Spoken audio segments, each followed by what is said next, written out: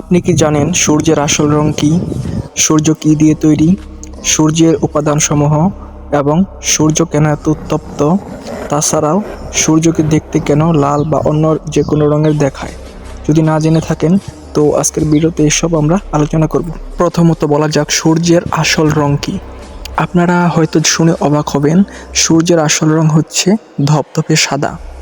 হ্যাঁ, বিজ্ঞানী নাসা নাসার যে সংস্থা আছে তারা মহাকাশ থেকে যে রংটা দেখেছে সূর্যের, সেই রংটা হলো ধপধপে সাদা।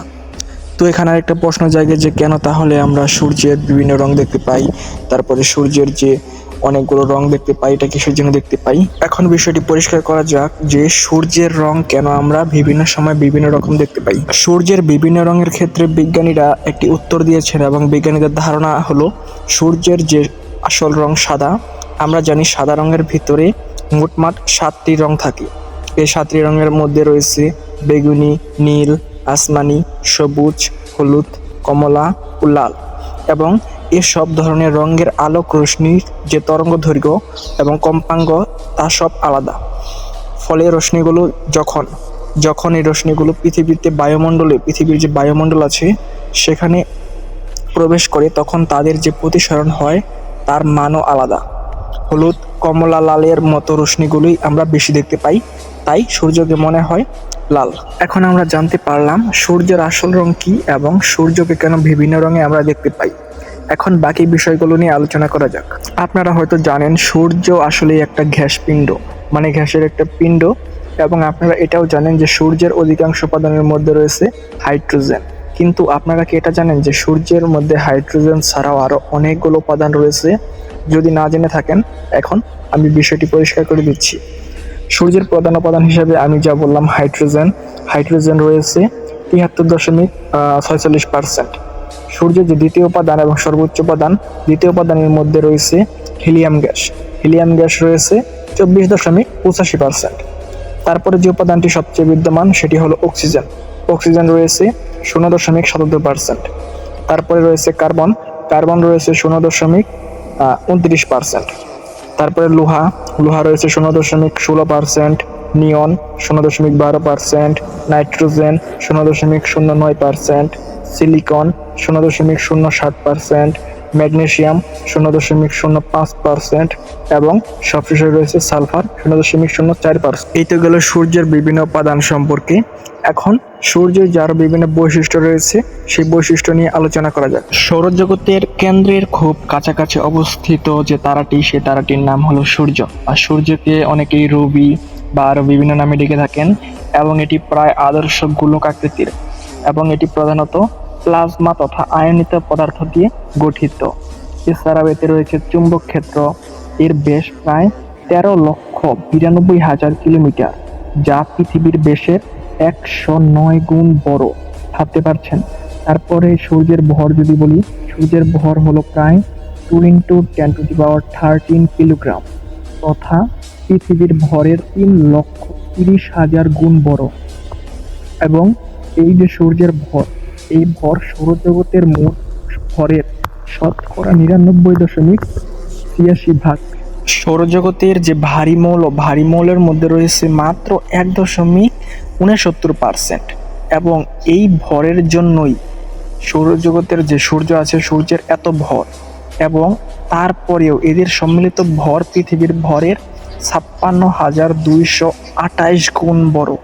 সূর্য থেকে পৃথিবীর গড় দূরত্ব হিসাব করতে গেলে বিজ্ঞানীরা বলেছেন সূর্য থেকে পৃথিবীর গড় দূরত্ব 149.6 × 10⁶ কিলোমিটার। এবং আলোর গতিতে সূর্য থেকে পৃথিবীতে যদি আসা যায় বা যদি আলোর গতি হিসাব করা হয়, তাহলে তার সময় হলো 8.31 মিনিট। এবার যদি সূর্যের দূরত্ব সম্পর্কে কিছু বলি, তাহলে আমরা জানি আমরা আকাশগঙ্গা যে গ্যালাক্সি, সেই গ্যালাক্সির মাঝে আমরা বসবাস করি। এবং আকাশগঙ্গা গ্যালাক্সির যে কেন্দ্র থেকে সূর্যের গড় দূরত্ব 2.7 × 10⁻17 কিলোমিটার, যা 27,200 আলোকবর্ষ গড় দূরত্ব। বুঝতে পারছেন? এবং ছায়াপথের যে পর্যায়কাল, ছায়াপথকে একবার অতিক্রম করতে যে সময় লাগে তা হলো 2.25 থেকে 2.50 ইন্টু 10⁸ মানে প্রায় 22 থেকে 25 কোটি সৌর বছর। ভাবতে পারছেন, একবার সূর্য যদি মিল্কি ওয়ে গ্যালাক্সিকে অতিক্রম করে তাহলে এতটা সময় লাগে। সূর্যের ঘনত্বের কথা বলতে গেলে সূর্যের ঘনত্ব 1408 কেজি মিটার পার কিউব এবং সূর্যের যে তাপমাত্রা যদি বলি, সূর্যের তাপমাত্রা যে পৃষ্ঠের তাপমাত্রা সেটি হলো 5785 কেলভিন এবং সূর্যের যে কর্নার মানে যে পরিধির দিকে যে তাপমাত্রা, সেই তাপমাত্রা হলো 5 মেগা কেলভিন এবং সূর্যের যে কেন্দ্রের তাপমাত্রা এখানে প্লাস মাইনাস 13.6 মেগা কেলভিন। তার মানে বুঝতে পারছেন কতটা উত্তপ্ত। এবং সূর্যের যে অভিকর্ষ বল মানে পৃথিবীর যেমন অভিকর্ষ বল জের মান রয়েছে, সূর্যের তেমন একটা অভিকর্ষ ত্বরণ যা আছে, সূর্যের অভিকর্ষের মান হলো 254 মিটার পার সেন্টিমিটার স্কয়ার। বুঝতে পারছেন, যেখানে পৃথিবীর অভিকর্ষ বল মাত্র 9.8 মিটার পার সেকেন্ড স্কয়ার, সেখানে সূর্যের কত বড়। এবার সূর্য সম্পর্কে আর কিছু জানা যাক।